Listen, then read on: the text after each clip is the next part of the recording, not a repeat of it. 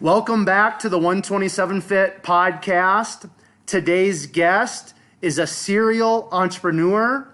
Today's guest is Anthony Franco. Anthony, I want to welcome you to the 127 Fit podcast. Sure, thanks for having me. For sure. So Anthony, we're just going to jump right into what I like to call the conversational warm-up. I've got 4 questions that I like to ask all of my guests. The first question that I have for you, Anthony, is how do you start your day? Do you have a specific morning routine or morning ritual you like to stick to on most mornings? Usually I'm up 3:30, 4 o'clock in the morning, and that's really when I get all my, I would say, computer work done. So checking PPC campaigns right now. If I'm in product development, I'll be in SolidWorks at that time. And then after a couple hours, my 4-year-old wakes up and asks me to make her pancakes. And then work out and hop in the car and come into the office. Okay, cool. I would love to have you, Anthony, touch on kind of your movement or your workout that's involved with your morning routine, because I've done a lot of podcast conversations, and 99.9% of people start their day with some sort of movement before they kind of step into the office or go to their job. So what does that workout or what does that movement look like specifically for you? And then why is it important to wake up and get that body moving before you tackle the day? Well, if I'm being honest, I've kind of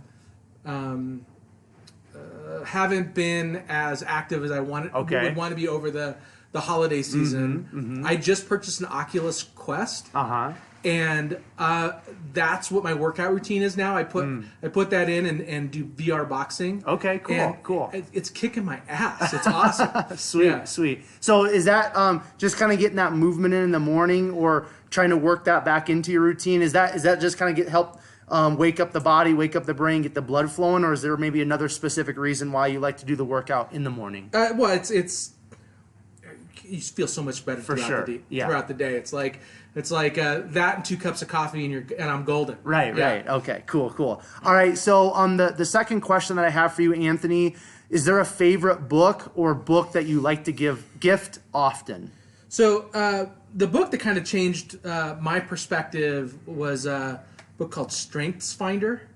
Okay. Or is it Strengths Finder. Okay. It's a real short, easy read. It kind of lets you know what your strengths are and helps you focus on your strengths. Awesome. And kind of makes fun of people that focus on their weaknesses. Why focus on your weaknesses? Why not just chase what you're good at? Cool. It's a great little book, and can help you feel better about the stuff that you're not good at. Right. Now, we're going to get into all of your business endeavors and the entrepreneurship and stuff in a minute, but just how has that book, or just maybe, focusing more, because you hear a lot of people talking about, find your weaknesses, bring up those weaknesses and things like that. But for you, Anthony, specifically, why is it more important for you to focus on those strengths, find those strengths and strengthen them, as opposed to maybe working on the weaknesses? Well, I always look at, everybody has their gifts. For sure. And it's more fun to work with people that balance you rather than you feeling guilty that you're weak in an area. So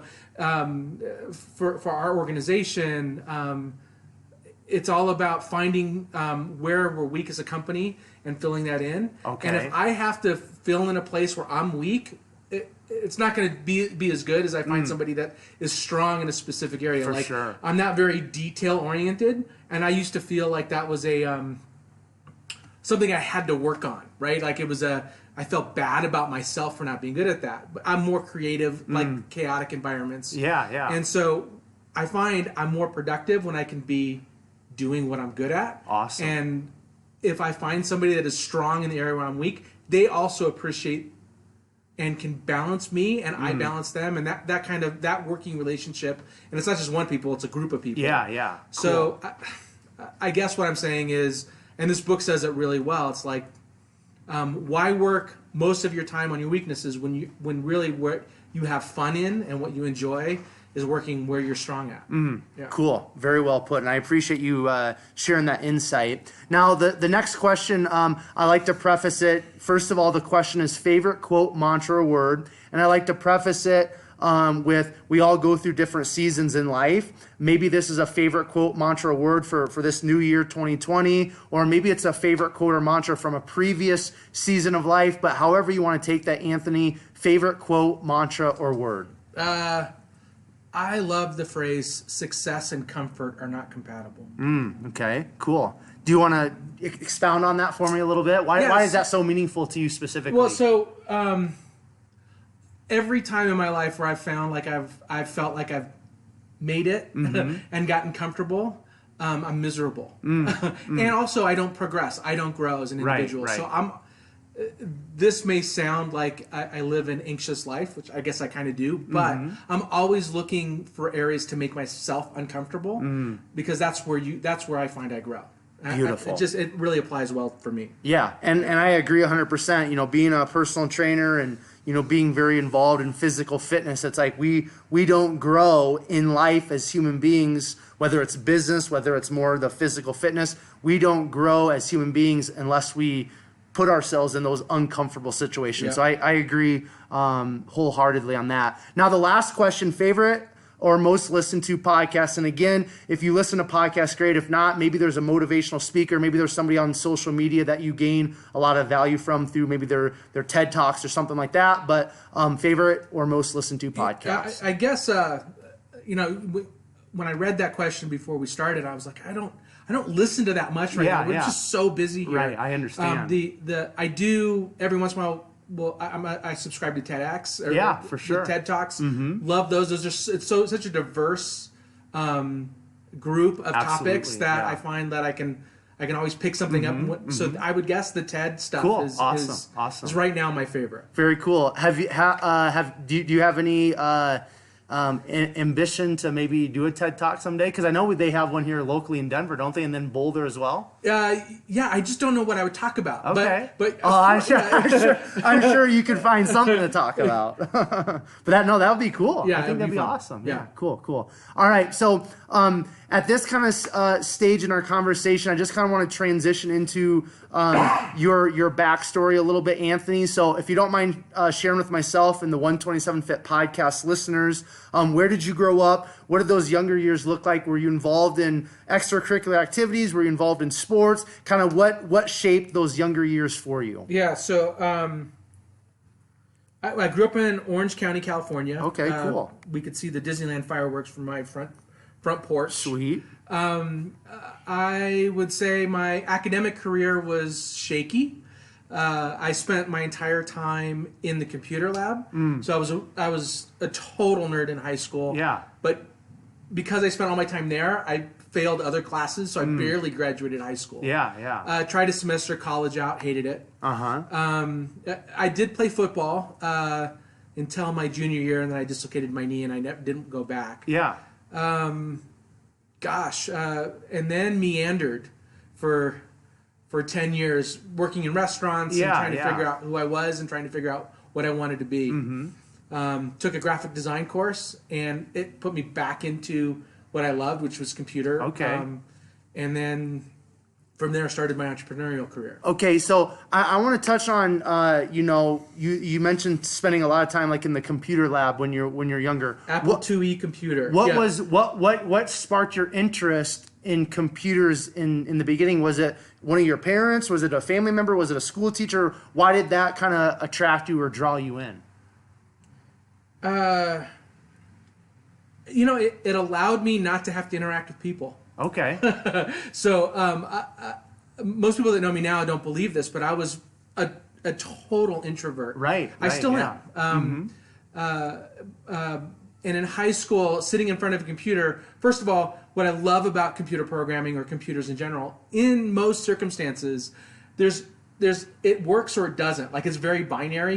You code something and it either works or it doesn't. Right. People are so much more confusing than that. Right. So I love that aspect of it, and it's it's also a creative process. And most people don't identify coding with creativity, but really you're trying to solve a problem and manifest something on a computer screen that never existed before. And so that problem solving and creative process, and that I got to hide my head away from people. I think that's what attracted me to the to the computer. Now, do you have any siblings? Did you grow up with brothers and sisters? I have a brother and 2 sisters. 3 siblings, okay. Yeah. And then where did you fall in the line? You're the oldest. Yeah. Okay, cool. Now, was your with your parents or the adults that were in your life, like, have you taken the time, or do you have like an idea of maybe why you were so introverted? Like, do you feel like it's just something innate that you were born with? I think you're born introverted. Yeah, I think it is something, like I have 2 little ones right now, a 2-year-old and a 4-year-old. Yeah. One's an introvert, one's an extrovert. And then at that young age, it's like, it's something you're born with. Right, yeah, okay, cool. How did you enjoy growing up in Orange County, California? Colorado's home. Colorado's home? Yeah, Colorado's home. Yeah. It was great being that close to the beach, but I'm so glad I don't live there anymore. Yeah, no, that's cool. That's cool. All right, so let's touch on. So you mentioned you kind of tried out college. It wasn't for you. You bounced around restaurants, things like that. So let's just talk about when you kind of like got back into like the computer scene, kind of got back into maybe pursuing something that you're really passionate about. And then let's just talk about kind of how the business, the entrepreneurship kind of took off for you personally. Yeah, so, I kind of joke, and it's the truth, but it is the truth. I'm an entrepreneur because it's the only way I can earn a living. I'm a terrible employee. Right. So it was hard for me to keep a job. And I got fired from McDonald's and Mimi's Cafe and Applebee's, and just because I'm hard to manage. Right. And so really stepped into a graphic design freelance career. And then I started my own web server and started programming websites. And that was really where my first company came into being. Was me and a couple guys started a little consulting firm where we were building Flash-based websites for folks, and then we grew and we were acquired by a company out here in Colorado. That's how I wound up out here. And then my next startup was me and a business partner started a wireless internet service provider called Skybeam, because we didn't have internet service when we moved out here. We couldn't get high-speed internet out in Loveland. Yeah. And so we put a Wi-Fi network up on the AM tower and broadcast Wi-Fi to ourselves, and then started selling it to neighbors. And then the next company was in email marketing and automation. Okay. Not spam. I'm not a spammer, so that wasn't me. And we sold that before we had revenue. Okay. To a public company that bought us for a tack. And then just most recently was a company that I founded was called Effective UI, and that also was bought by a big public company. We built software for Fortune 100 companies, just really big consulting gigs caring about the design of software. Cool. Now, I want to talk about, just like, because you mentioned the word earlier, creative or creativity. Like, what is, like, again, do you feel like that creativity is, like, again, something we're born with, or do you feel like creativity and being creative is something that that is developed, or something that's maybe instilled in us through maybe our upbringing or something of that nature? So just kind of talk on, like, your perspective of creativity and the importance of being creative as human beings. Yeah, my current company, MC Squares, is we founded that company on the notion that everybody is creative. Absolutely. And creativity is, what are you passionate about, plus a little bit of diversity. So how do you connect ideas that somebody else didn't connect? So yeah, I think that, I hear this all the time. It's kind of like, I'm not technical or I'm not creative. Yeah, you are. Absolutely. It's just, what are you passionate about? Like, I'm sure you get creative about your workout program. For sure, right? for sure. So, and coding's creative. If you're an accountant, you have to be creative. Hopefully not too much. But yeah, I think everybody's born with it, born with that itch that they need to tickle. Yeah. And if you're really lucky, you get to do it as your job. Yeah. Now you mentioned something about creativity being, and I want you to say it again, but passion mixed with a little bit of, what was it? Diversity. Diversity. So, explain that a little bit. So, well, creativity is taking two things that didn't exist and putting them together. That's how I see it. Okay. Or different ideas and putting them together in a way that nobody's ever seen before. Right. Or even if somebody's seen it, it's just for you. Mm-hmm. So, in order to figure out things that might go together, you need to have, you need to go get information from disparate sources. So you need inputs that are diverse. Interesting. Okay, cool. Now let's talk about for you personally, Anthony. Like, what does, like, when you first of all, what's kind of your process of like figuring out what your next move is going to be, or what your next startup or what your next business is going to be? Do you, because I hear a lot of entrepreneurs and business people talk about, like, find a problem, examine the world, find a problem, find a solution, and then there you go after that. Is that kind of like your process? That is absolutely the textbook way of starting a business. Okay. I've never done that. Okay. So what's your way? What's your way? So I make stuff for me. Okay. I do stuff for me, and that sounds super narcissistic, and maybe I am, but really, I've got to love it. Yeah, I've got to be passionate about it, and then maybe I can sell it. Yeah. Okay. Finding a market fit for something is absolutely. Our first product that we launched with MC Squares, I built this handheld dry erase tablet that was super nerd, templated, and it magnet, and it had all kinds of great little features to it. Had a really difficult time finding a customer for it. Backwards fell into education, so we sell a lot of those products in education. Yeah. But I built it because I wanted it. And then I found a market for it, which is the exact opposite. Now we've expanded our product line to more consumer stuff as well. But the last company that I started, I just happened to love coding stuff on the UI side. So I started picking up clients like that, and I got busy, so I hired somebody else, and we got busy, and all of a sudden we're 150 people. Right. So it's, I go back to, that Strength Finders book. Do what you're strong at, and if you are persistent at that, right, you might be lucky enough to be able to earn a living at it. Cool. And do you feel like now, kind of as you've started different businesses, you've been able to sell them and things like that, do you feel like you've really gained, momentum, so to speak, and maybe some confidence of like, hey, you know what, I'm going to pursue this, I'm going to try this, it might work out, if it doesn't, it's all good, I'm just going to continue to move on? Because like in the beginning, isn't there some fear and anxiety if you're going to try to start something? No. So I think there's two types of entrepreneurs. There's those that are broken and those that are lucky. Okay. I was actually just talking to one of my old business partners about this the other day. I'm the broken side. So difficult childhood. Developed a lot of scar tissue, took a lot of humiliation, a lot of picking, teasing, and that kind of stuff. And so I became oblivious of being humiliated. Not totally. I'm not. Right. I'm not. But I have much more scar tissue than most. Right. Okay. So yeah. So when I perceive an obstacle that may be coming my way, I just go, I'll figure that out when I hit it, and not worry about looking foolish along the way. I don't care if I'm wrong. I just care if we build something that's great. Yeah. Right?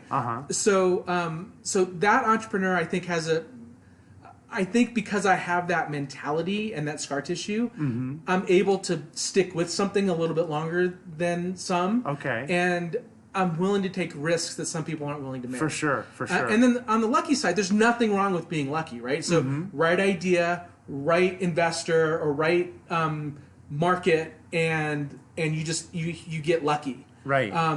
There's some other things in the mix there, but you don't have that scar tissue that allows you to do that again and then again and again. For sure. So So for entrepreneurs that are looking at one way or the other, they both work. It's just That's how I categorize it. Yeah. So, and being an entrepreneur, is that something that you're born with, or is that something that can be developed, from your perspective, in your opinion? Well, what is an entrepreneur? Like, really, what? It's somebody that starts, like the pizza shop, Marco's right here. Right. That guy's an entrepreneur. Was he born with it? Maybe.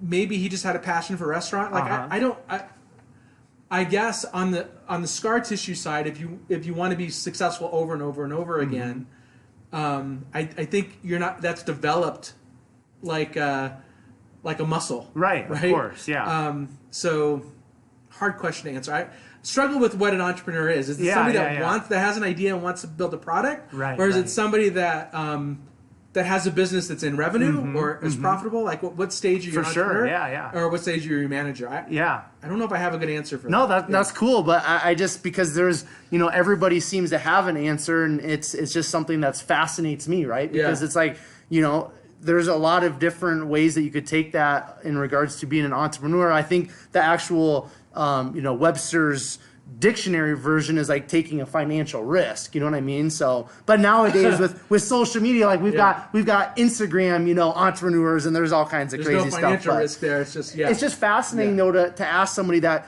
would consider themselves an entrepreneur if they feel like they developed it or they were born with, because I feel like a lot of things in regards to our strengths, they're just innate within us, right? We're born with them. And or they're like some sort of a gift, and that's why it just fascinates me to ask that. I'm just broken. Like that's now. What do you mean by that? What do you mean by broken? There's financially being broken, but I don't see the world in the same way. Okay, explain that. So explain that. I'm never content. I walk into a restaurant and I can't enjoy myself. I'm always like picking apart the service or the food or the layout or the menu. Like I'm never content. Are you a perfectionist then? Would you consider yourself?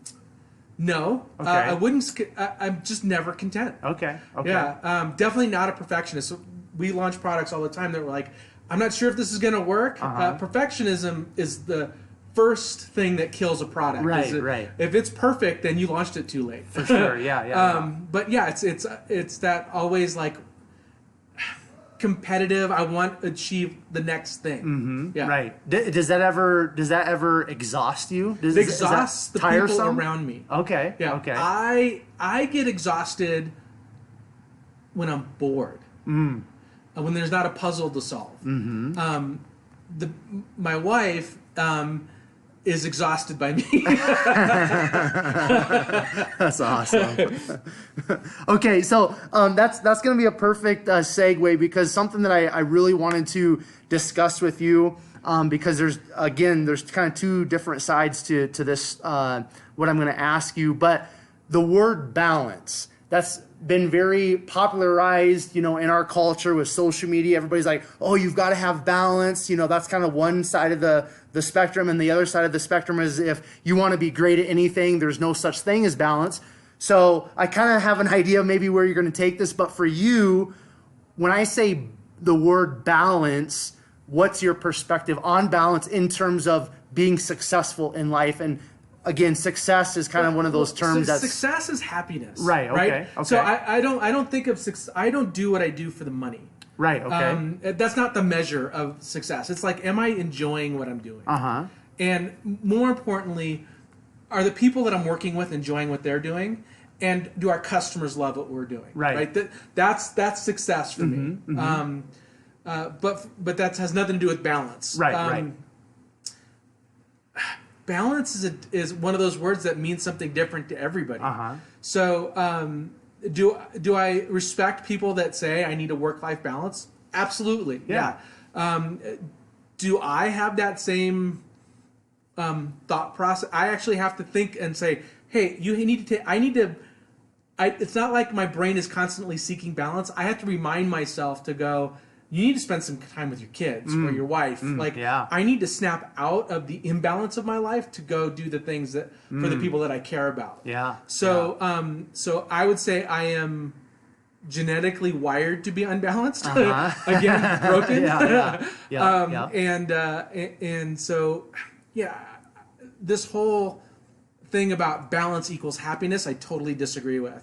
It's what suits you and what are you passionate about. Absolutely, I agree with that 100%. Okay, so let's talk about now. You've talked about effective UI. Can you be a little bit? Can you explain a little bit more of like what that was? Because like when I Google your name, that pops up for kind of like something that you were involved with. So talk about effective UI. What does UI stand for? And then once we get done there, explain a little bit more, Anthony, about mixed squares, what you guys got going on here. You talked about, some things that you've got going on in regards to media. So just explain effective UI and mixed squares, please. Yeah, so it's MC squares, by the way. Okay, I'm sorry. No big okay, deal. Yep. So effective UI was the world's first user experience agency. Now, what does that mean, right? So, most software in the early 2000s was built from the data infrastructure up to the what you touch, which is the graphical user interface, right? The UI. And that's why most software sucks. Bluntly. Okay. It's difficult to people talk about easy to use now as the thing. Well, we were the first agency that any enterprise could hire to help them design from the user interface or the user down. So we would take a look at what people would want from a piece of software, a novel idea, and then build that technology rather than looking at the technology that exists and said, now how can we sell this? How can we get people to use it? So we cared passionately about designing exceptional user experiences on top of software, and that led us. We were able to land really big contracts with FedEx and Wells Fargo and Boeing and American Express, and we kind of carved. We were the world's first, and from that user experience agency, it just became like its own niche of an agency. And we were acquired by WPP, which is the world's largest holding company of ad agencies. So Ogilvy, J. Walter Thompson, Wonderman are all sister companies of us. Effective UI effectively no longer exists now. Now it's just Ogilvy. It was absorbed by Ogilvy. Okay. Yeah. Cool. And then MC Squares. What's that all about? Well, the origin story for MC Squares came out of Effective. I used to run a lot of brainstorming workshops with leaders in these organizations, and wanted to run better collaborative workshops. Cool. And tech didn't do it. Okay. So what I wound up doing is cutting up our whiteboard in little handheld pieces and handing them around the room and getting people to contribute instead of on a Post-it note on something a little bit more eco-friendly like a reusable whiteboard, and then we put magnets on it so they could put it on the magnetic whiteboard up front. And when I exited Effective, I wanted to do something outside of tech, and decided physical products was something new and different. Okay, awesome. So so talk to me a little bit about sales. That's a big part of business. That's a big part of entrepreneurship. What's your take on sales? Do you have any insights? When you're stepping into a room and you're talking about a product or a business or something that with maybe investors, something like that. Like, how do you approach sales? Sales is a very multidimensional word. So there's pitching, right? Which is correct. Which is part of sales, and I love pitching. Okay. But pitching itself is a craft, but I don't consider pitching sales. Sales is the craft of working with prospects, generating prospects, and nurturing them through the buying cycle. And that's a craft that needs to be respected in and of itself. And then that's if you need a salesperson, if you're doing a B2B type sale. Right. And then there's online sales, like consumer sales, which is a whole different beast. I've never done it before. This is my first B2C company. And that's a whole nother black art animal on how to convince people with text and images, maybe video, on that your product is different and that you're going to fit in their lifestyle, especially when you're selling something like we are, which is there's no analogy to it. Right. There's no nobody's thinking oh my gosh, I need handheld whiteboards. We have to educate our customers on why that matters for them. And so that process has also been it's actually harder to do that than it is to build the product.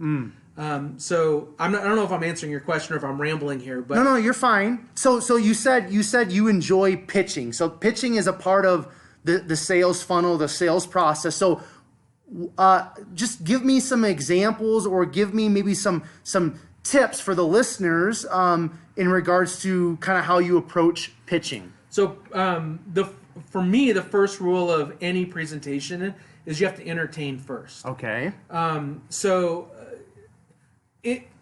Passing along information is second. Okay. Convincing somebody to buy is third. Mm-hmm. But if you're not entertaining, you lose them. And sometimes entertaining is just being passionate. Sometimes just your attitude is entertaining Absolutely. enough, right? But practice, rehearse, know your product inside and out. Be comfortable on the subject matter that you're talking about. Those are all just blocking and tackling things. Just your attitude on what you're pitching, your belief in what you're pitching. Mm-hmm. If you don't believe it, it's not going to sell. Right. And so I guess the tip would be, don't pitch something you don't believe in. Right, absolutely. Yeah. Because, I mean, and you've brought up the word passion several times. You feel like, again, like that passion and that faith in what you're trying to sell or what you're pitching, you feel like that really is maybe a separator in somebody buying your product or buying into your product?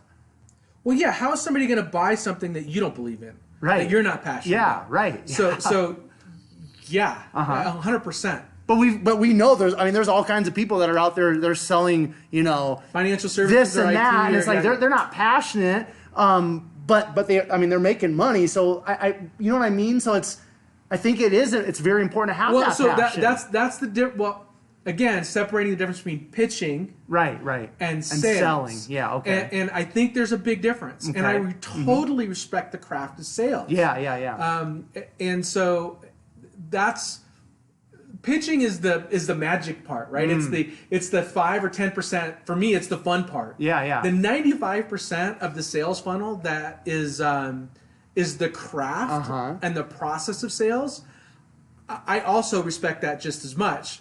But that requires a lot less passion and a lot more discipline. Cool. Now, before we move on from that, closing somebody, I would say, would you agree with me or disagree, however you want to take it? But closing, is that also a craft or an art form in the sales process? Definitely. The first rule of closing is you have to ask for the sale. Right. That's it. As silly as that sounds, I've been a part of so many pitches or seen a salesperson or hired salespeople that just don't ask for the sale. So it's like somehow there's this like humility thing where, and I've been there too, where I forget to say, hey, do you want to buy some squares? Yeah. Right? Are you selling squares or not? Right? And that could be some of the hardest things, but it's also the fundamental thing. If you don't ask for the sale, you're not going to get it. Right. Is there maybe like a technique or something that you found to be successful in regards to closing or not? Well, the audience matters, so it depends on what you're selling. Okay. There's a book, I think it's called The Sales Bible, and it goes through the different types of closes and different types of pitches. Excellent book. Also, How to Win Friends, the old Dale Carnegie book. Yeah. Just a great little book about how to convince people to do stuff. Yeah. Cool. All right, so let's. I want to talk about like overall reputation, just as like an individual or a brand or a company business. How important is it to have a strong reputation, maybe as a CEO, as a business person, in terms of just continuing to be successful in what you're trying to produce? I don't think reputation and success go hand in hand necessarily. I've seen a lot of people that I don't respect win. Interesting. You can win without I think it's easier to win without integrity. Okay. I like playing the game where you play it the right way, and you still win. Like it's harder. Like it's more challenging. I'm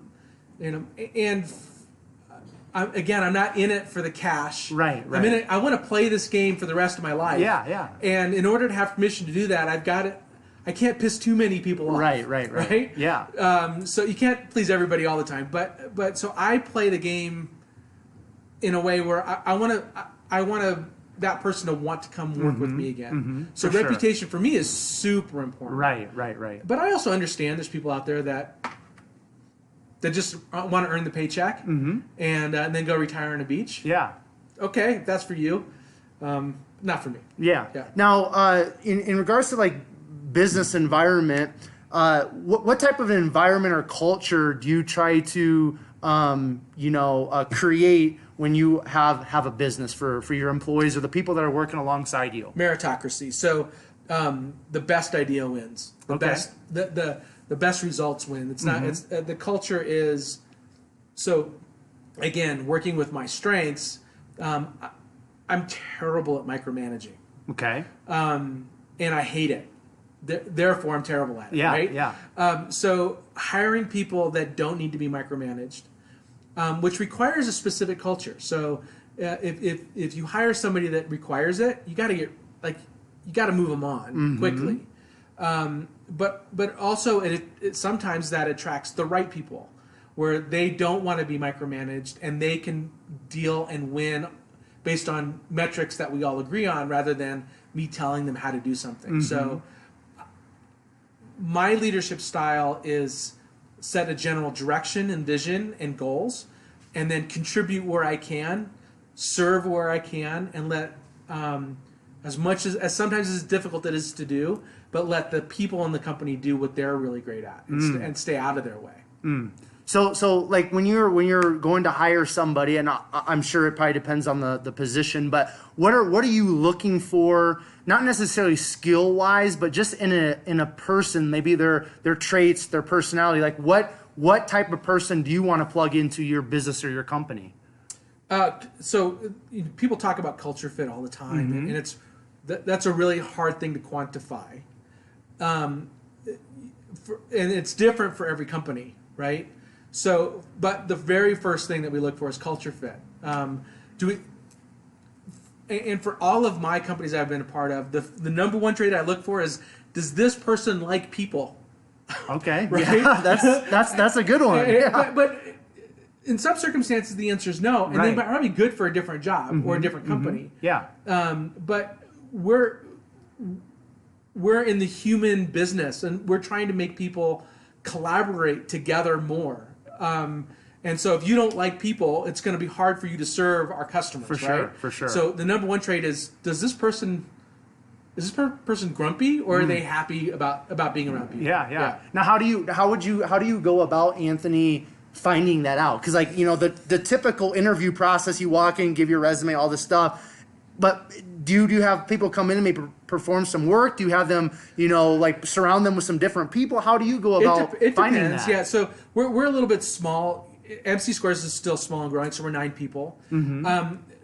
There is kind of an intuition there that you have to just go off. You go on your gut. Look for, when you're asking them questions about their last job, look for the complaints. More than are they complaining more than they're praising? Yeah. My last company, Carrie was our receptionist, and everybody that came in for a job interview talked to Carrie first. And every time I asked Carrie if that person was nice to them, and they weren't, they didn't get the job. Yeah. So watch how they treat other people, Absolutely. not you. Take them to a restaurant. If you're not sure, how do they treat the waitress? Do they bitch about everything? Are they like me? Right?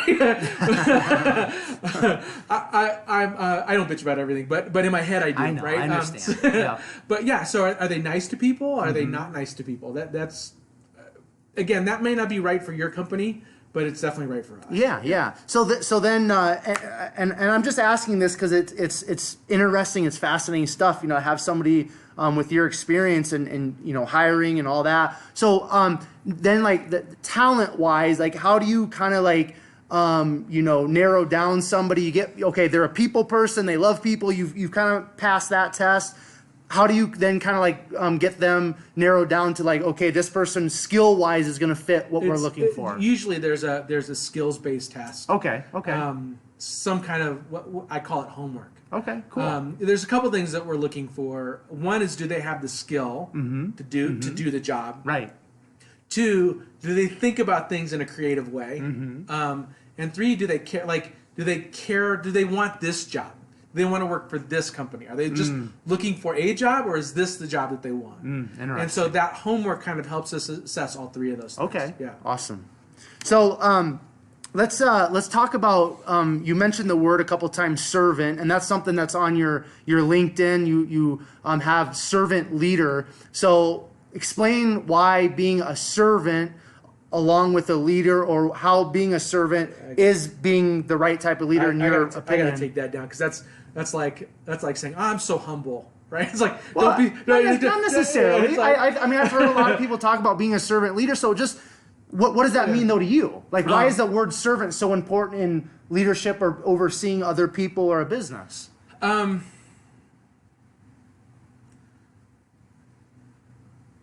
So I'm gonna take the opposite. I've dealt with a lot of leaders that are in that position because they get to tell people what to do. Right.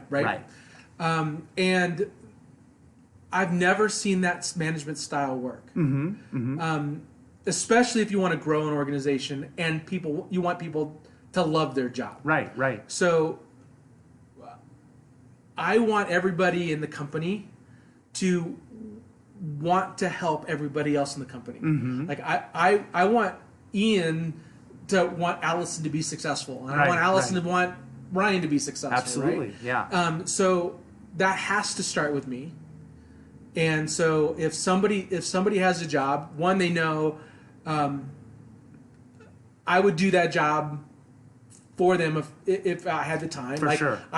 One, I'm capable, but 2, I'm willing to do Absolutely, it. yeah. And that there's no obstacles for them to be successful outside of their ability to get it done. Right. So so that mentality of servant leadership is really about enabling the people in your organization to get their job done, and that's really my job. I like that, yeah. And so when I hire leaders, that's a trait I look for. Like, are you here to boss people around? Right. Or are you here to serve people to help them get their job done? Yeah. And I think a lot of that has to probably do with ego. Would you agree with that? Like, those people that like to boss others around, that's an ego, that's feeding the ego. Would you agree with that or not? It's filling a hole, for sure. Yeah. Ego, depending on the interpretation of that word, ego is insecurity, right? And so it's an insecurity. Ego is not necessarily bad, but the insecurity that I need to prove my worth by showing you that I'm in charge. Right. That's bad. That's toxic. Right. I want to touch on social media. When I say social media, what are your thoughts? We connected over LinkedIn. That's a form of social media. What do you think about social media? Just talk to me a little bit about that. It's kind of funny. So we have a social media presence. You have to as an organization. Of course. Yep. But I think social media can be damaging. We look at look. Facebook calls its customers users. There's a reason for that. There's only two industries that do that: the software industry and the drug industry. There you go. And so I think their business model is engagement. Engagement is a fancy word for addiction. And so they're incented to figure out a way to keep you on their platform longer. Right. This whole company, my new company, is all about breaking away from technological distraction and being better communicating in real life. Love it. So, look, social media it's not all bad. It keeps me connected with my mom in California, and I know what my nephews are doing, right? Yeah. Which is awesome. But it can very quickly become addictive. Right. Yeah. So how does you mentioned about the importance of social media in regards to business and things like that. How can somebody leverage social media, or maybe how do you guys leverage social media to promote your product, to promote your brand or your business? Yeah, for us, it's about so we're trying to create a category. We're calling it whiteboarding, right? Okay. So the way we care about social media is how do we find that tribe of people that care about making things in real life more fun and engaging and collaborative. Yeah, yeah. So it's connecting with our tribe. And then also it's about, because we have products that aren't obvious the moment you see it of what to do with it, we're using social media to educate on what our products are about. So it's about content creation and a little bit of community engagement. Okay. We've played around with advertising on social media. It just doesn't work for us. Yeah, yeah. So, yeah, I'm still trying to figure it out too. Again, not a consumer brand guy. Right. So we're still hunting around to figure out the right voice there and the right audience and the right tribe and the right platform. Cool. What's the importance of just having like a network or surrounding yourself with the right type of people? Not even necessarily. I want to talk more personally. Okay, obviously we talked about the business culture and hiring the right people, but maybe just for you, Anthony, personally, how is it important to have a solid surrounding group of individuals or people maybe that are going to hold you accountable, that are going to call you maybe out on your BS, maybe they're going to speak some words of life into your life? Yeah, What's the importance of that? I'm really lucky there. I have previous founders that I've worked with that are still very much a part of my life. Right. That have no problem calling bullshit on me. It's also my current management team has no problem with that. Yeah. Which is really important. You have to be open to it, right? For sure. But, critical as an entrepreneur to have those people around you. Mentorship is this funny word, right? It's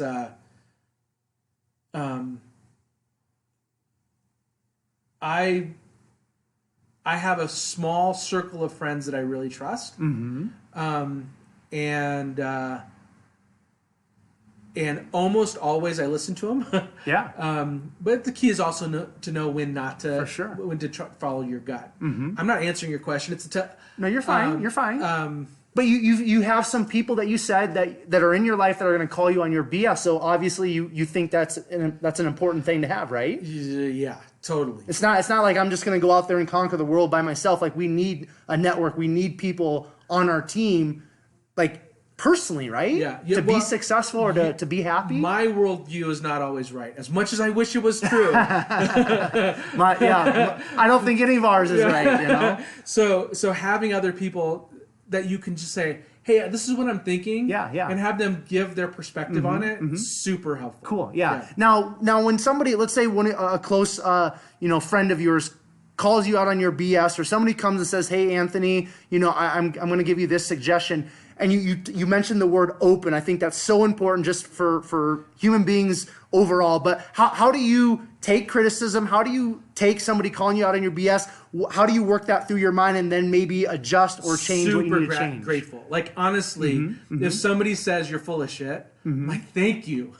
Thank you so much for telling me that. Yeah. Because it's you have to really care about somebody to tell them their baby's it's ugly, hard. Right? It's hard. So genuinely, I'm super. It may sting a little bit. Of course, right? It always does. Of course. But yeah, it's total gratitude. Yeah. So is there like a kind of a process that you, because again, like, people are going to say different things, and you kind of want to take it in, but you're not going to maybe apply everything. Is there maybe a process that you kind of mentally work through to see if you're going to hold on to that, or just kind of like let it go in one ear and not the other? So how much data do you get? How much external data do you gather before you make a decision? I think that's how I'm reading that question. Yeah. And the answer is enough. Okay. Like, you'll know it when you see it. Yeah. And sometimes you have to make a move that you don't have enough data on. Sometimes you have to make a move that your gut's telling you one thing and everybody else is telling you another. Yeah. I usually follow my gut. Okay. But I explain that. I'm like, all right, guys, I disagree. We're going this direction. Right. And I'm probably wrong, but I have to sort it out. Right. So, but even when you don't follow advice, that advice still should impact what you're testing for as you're doing something. Cool. All right, I want to talk about just kind of like the family side of things. You know what I mean? Because we've talked a lot about the business, entrepreneurship, all that. So you mentioned that you have a 2-year-old and a 4-year-old. What has fatherhood provided for you? What does being a dad mean to you, Anthony? It's perspective. Yeah. So before you're a dad, you're the center of your universe. Right. The moment you change a diaper, that changes. I bet it does. Yeah. All of a sudden, you're wiping somebody's ass. Right. Yeah. Like you're not the center of the universe anymore. Right. And it's kind of it's humbling in a really positive way. So you mentioned earlier, like, just because like you've got so much going on and you're go that you have to kind of like consciously like, okay, like kind of bring in that balance of your life. Like, I need to spend time with my wife. I need to spend time with my kids. So like, how do you kind of like navigate, like, okay, it's time to turn off the business side of things, which I'm sure you probably never turn off actually the business side of things, but how do you go from going just all in with the business and then saying, okay, like I've got to transition with my family. Like, how do you spend time with your family? How do you feed your family? I have a great wife. Okay. That has no problem saying, you are too tuned out. Okay. So I have, because I'm wrapped up in my own head, I have poor radar. And so she'll tell me, she's one of my mentors. She calls you out on the BS, right? She calls me out on the BS. So critical to having a good career. I don't know how people do it without it. Yeah. So how did you, and if you don't mind sharing, how did you and your wife meet then?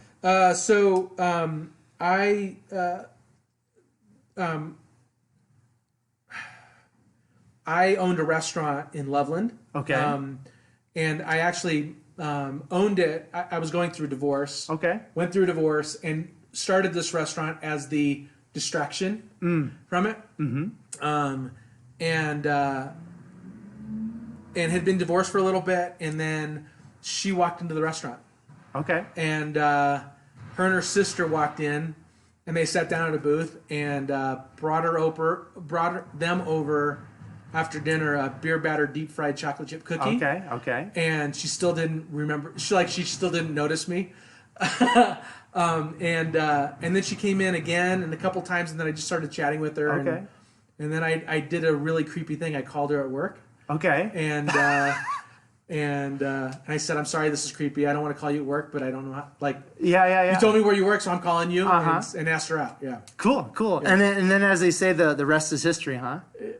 It took some wooing. Okay, cool. So let's we've been going close to an hour, so we're gonna kind of start heading towards the finish line. A couple other things now on LinkedIn. There's something that mentions this soda pop garage. What is that specifically? So we're I gotta take that off. So the space below us is a garage. Right, where I came in through. Where you came in through. That used to be an event center. Oh, cool. Okay. And we would open it up for community events. Okay. MC Squares has got, we do all our own manufacturing. Right. We've gotten busy enough where I had to take that space back. Oh, okay. So the soda pop garage is dormant right now. Okay. No, that's cool. Until we get big enough where we can move out and I can open the space up again. Okay, cool. Now, let's talk about this. Let's talk about Denver. I feel like this is a special area in our country. I want you to talk about why you love Denver, why you love this area. What is it for you that keeps you here? For sure, Colorado in general, the entrepreneurial spirit out here is unbelievable. Ridiculous. Yep, I agree. I love Brad Feld kind of started this give first mentality out here, and I really feel like that is true here in Colorado. Right. A lot of entrepreneurs, a lot of angel investors that I know have this mentality. I'm going to help young or not so young new entrepreneurs through the process of becoming an entrepreneur, and through the process of growing a company. So I love Denver for that, and for its diversity of thought. So we're a purple state, right? We're not a red state or a blue state. Right. It's because there's a lot of different perspectives here. There is that culturally makes us a unique city. Yeah. Okay, cool. So I'm going to touch on just kind of like generally speaking, kind of like mindset, because that's something that's in regards to health and wellness, kind of like my passion. Mindset is very, very important. I feel like mindset is important in all aspects of life. If you have a weak mind, I feel like you're gonna produce very weakly. So for you, Anthony, what's your perspective on mindset, and then kind of how do you keep your mind where it needs to be from the day to day? Yeah, going back to my original thing, there's a TED Talk that kind of opened my eyes about attitude, and it's now a cornerstone of my life, and that is gratitude is the master key to happiness. Absolutely. And so my mindset, when I feel myself being grumpy, I really try to step back and go, okay, what do you have to be grateful for? Yeah. And that makes a big difference. So my mindset is always this default position of be grateful for where you're at. First, and then use that as the foundation, and then move from there. Yeah. So let's. I want to give you just like a little. Let's talk about, like, okay, something makes you mad, like you just feel like angry inside. Somebody did something or whatever. Maybe somebody cut you off when you're driving. So like, is that something like in that moment? Have you had to really practice like kind of that gratitude in that moment? Like, what does that look like in regards to like putting the gratitude into practice? I'll yell. Oh, okay. But I love the truth. I'm over it like that. Yeah. So it's like, and then I go, okay, sorry, I was that way. I overreacted. Because life's too short to just be like angry, right? I really get over stuff pretty quick. Yeah. I have a long fuse, and then I blow up, and then I'm like over it, which is sometimes confusing for people. Why are you still angry? But it's like I'm over it. Yeah. I think we got to get you into some like high intensity physical training, man. So you can just kind of like go like hardcore, like all out for about 30 minutes, and then you're good. It's rare that I get really angry. Yeah. Really rare. So how do you? Let's. I also saw on your link and on your LinkedIn. Maybe this is something that has to be changed too. But I saw something about real estate. Is real estate something that you're involved with? If so, kind of like why? If not, we can move on. Well, from there, so the I bought with a couple of partners a couple of buildings on Arapahoe. Oh, okay, cool. And the purpose of that was, I was looking for a space to put MC Square. We were working out of my garage. Yeah. So literally a garage startup. I love it. And my wife had it. She's like, you're out of the garage. So I was looking for a space and found these two old buildings to buy. Yeah. Convinced a couple guys to go in and out with me, and started building it out. Yeah. And then somebody came and offered us a ridiculous sum for the dirt. So I exited it. Yeah. Now we're here. Yeah.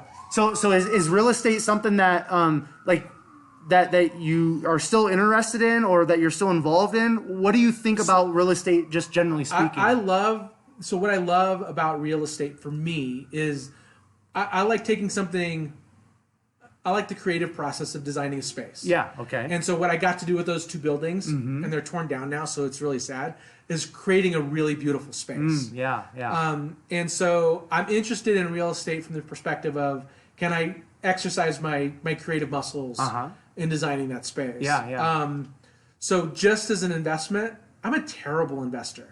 Unless I get to lean in and be active, I don't like to invest in stuff. So from a perspective of real estate, if I can help design a living or a working space, I'm all about it. But other than that, I'm not actively looking at getting involved in real estate. Yeah. Is there like because real estate from what I've learned and I'm learning, it's a great way to provide like generational wealth. What's kind of your take? And you obviously don't have to get into like what you do personally, but what's your perspective in terms of taking finances and investing them for long-term wealth? This probably sounds really twisted, but I don't think about life like that. Okay. Like generational wealth. I don't want to provide for my kids when they're adults. Yeah. Okay. I've seen too many times where that's gone really bad. Right. So I don't know if I have any good insight on. No, that's fine. That's cool. On growing your financial portfolio with real estate. It's like, I just don't I don't look at the world that way. That's why I love having these conversations, Anthony. Because this is real talk. This is real life. Because we all I get on your LinkedIn and you have like 1,000 different things of like what you're involved in. I'm like, wow, what does this guy want to be when he grows up? But you know what I mean? But the thing is, like, we all have these different lenses that we view people through and the world through. That's why I love sitting down and having face-to-face conversations with people, because this is real talk. This is real life. You're like, hey, man, honestly, I don't really know. I don't have a good answer. Hey, thank you, because that's you being vulnerable. That's being you being real. Because we all get like, oh, like Anthony, like this and that's like, he's just a real dude, just like Quentin, right? Right. So that's cool. I appreciate that. All right. So one last thing before you ask the last question.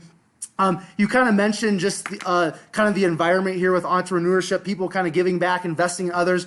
For you personally, how important is it to give back, maybe to people that want to get into entrepreneurship, or maybe just giving back to the community? Maybe that's through different organizations, things like that. Yeah. So I would, until a few months ago, I was pretty active in the entrepreneurial community out here, and just had to back off because I'm getting so busy at MC Squares. Yeah. Retirement. So I talk about retirement. I'm never going to retire, but what I do when I'm doing nothing but what I want to do every day, that's going to be helping entrepreneurs Cool. figure out their path in their business. So I would love to be able to do that every day. Yeah. Eventually. For sure.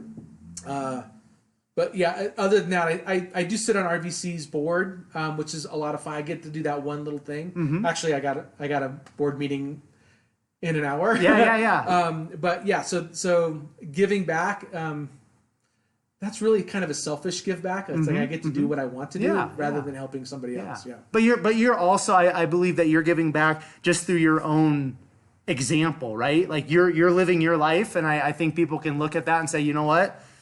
That's giving back. If you're living a life, that other people respect and admire, I think that's a form of giving back from my perspective. So that's not something that's easy to do a self-assessment on. So. Yeah, no, that's cool. No, that's fine. I'm saying I'm putting it out there. You know what I mean? So yeah, you're welcome. All right, last question I have for you, Anthony. If there was one message, only one. If there's one message that you could just share with the people that are going to be listening to this podcast episode, if there's one message that you could share with the entire world, maybe it's during your TED Talk, your Denver Boulder TED Talk, what would be that one message that you would like to leave with the world, with people?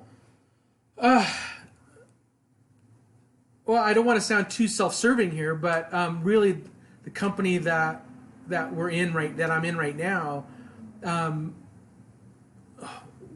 I kind of believe that the day of the single innovator is gone. And they still only come once in a century, right?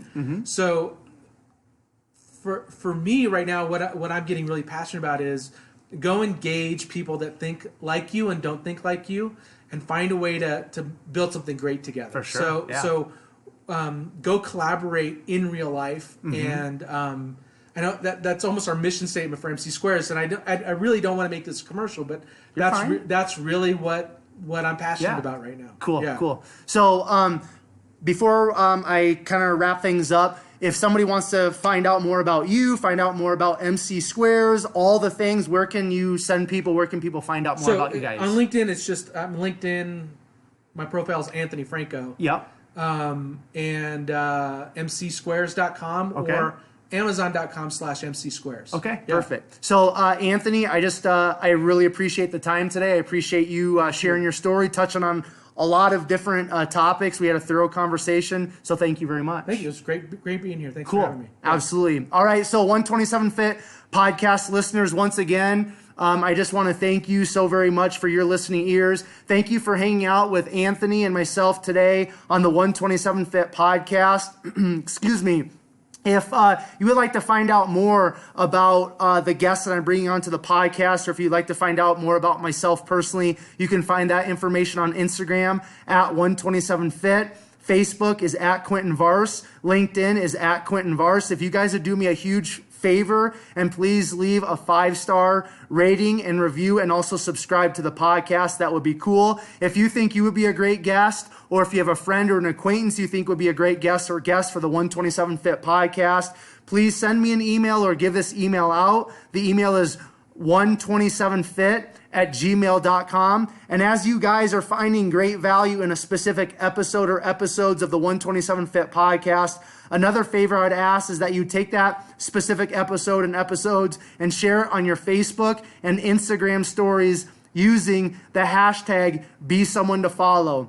And I also just want to, if anybody out there is needing a personal trainer, if anybody is needing somebody to come talk to their business or company about health, fitness, wellness, anything like that, if you need to lose weight, gain muscle, whatever you are in regards to the fitness spectrum, please feel free also to reach out to me through the email 127fit@gmail.com. I'd love to set up a 30-minute free phone consultation and just kind of see where you're at, see where your company's at in regards to health, fitness, wellness, all those type of things. Reach out to me, send me an email, we'll get on the phone and we'll discuss. And then per the usual, I will leave you with Proverbs 24:10, which states, if you faint in the day of adversity, your strength is small. This time until next time, I will catch you guys later.